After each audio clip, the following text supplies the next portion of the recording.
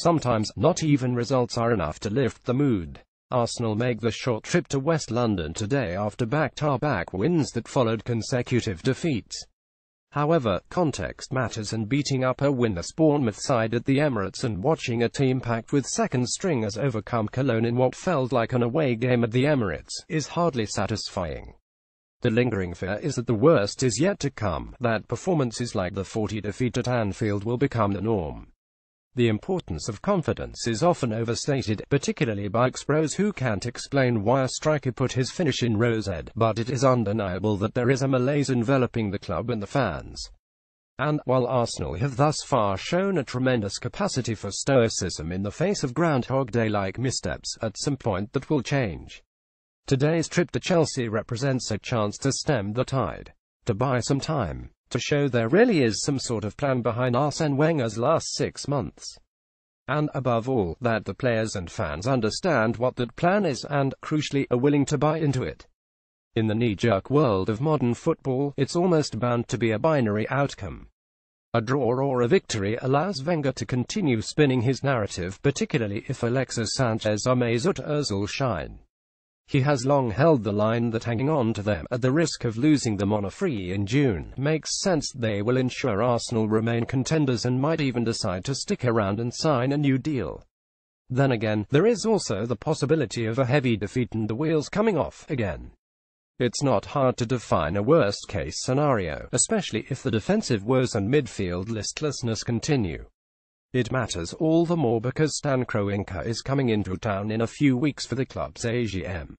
And while the mood of the majority of Arsenal fans is sometimes tough to gauge, the bluster on social media and phone-ins often dissipates once they enter the real world. There is no question Kroenke will get a far less comfortable reaction unless the club appear to be moving in the right direction and doing so in double quick time. They will face a Chelsea side fresh off a 60 stomping of Karabag. You need to allow for the quality of the opposition, of course, but also consider the fact that Antonio Conte left out half a dozen starters. At the very least, it suggests that maybe the complaints over having a small squad that were a summer-long theme might be overblown. Relative to Arsenal and what Wenger is facing much of it of his own creation, Conte's moans like needing a third striker appear the definition of first-world problems. Thursday in the Europa League offered a glimpse of an alternate form of football fandom, when an estimated 20,000 Cologne fans marched through the centre of London, subsequently bringing the Emirates security and logistics operation to its knees. Reaction was wildly disparate. Some saw it as hooliganism by another name, a horde of ticketless fans descending on a city centre and burning it to the will by the sheer weight of numbers. And, later, at the ground itself trying to break in and gain free entry by those very same means. The writer and broadcaster Robert Peston, an Arsenal season ticket holder, complained about the behaviour on Twitter, seeing plenty of aggression and even Nazi salutes.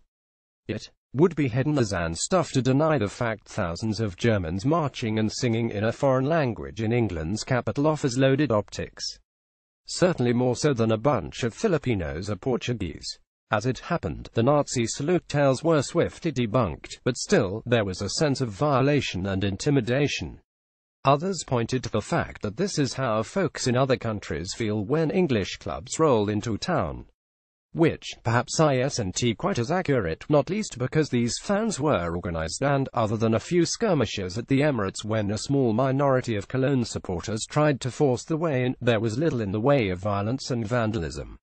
Others still marveled at the sense of civic participation. This was Cologne's first European foray in 25 years, and the way plenty travelled simply to be a part of the spectacle.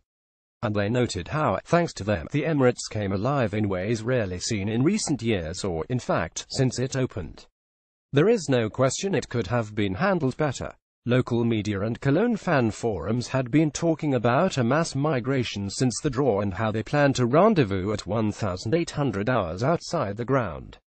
Despite warnings, plenty had talked about how easily they had obtained tickets from Arsenal fans or on the secondary market or even on Craigslist. Clearly, local law enforcement was unprepared and, just as clearly, Arsenal may want to revise the ticket policy. Hopefully, those Cologne fans who attacked stewards will be identified and punished.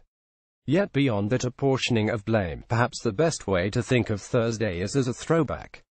The antiseptic, quasi-Disney experience that the game has become, particularly in places like the Emirates, has made it wealthier, more family-friendly and, at least on television, more entertaining than ever. It has come at a price, and we've lost things that might have been taken for granted 30 years ago. Like turning up on the day ticketless, drinking in the stand and sitting wherever we like.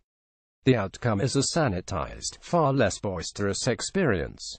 Was it a price worth paying? Have we gone too far, and can we recover some kind of middle ground? Or, in this day and age, Arsenal today play a quarter of a mile from a terrorist attack on a busy train. Do we need even more vigilance, oversight and restrictions? However you feel, it's good to think about this and debate it. Nobody should feel as if they have to accept the status quo. And nobody should feel as if change is inevitable.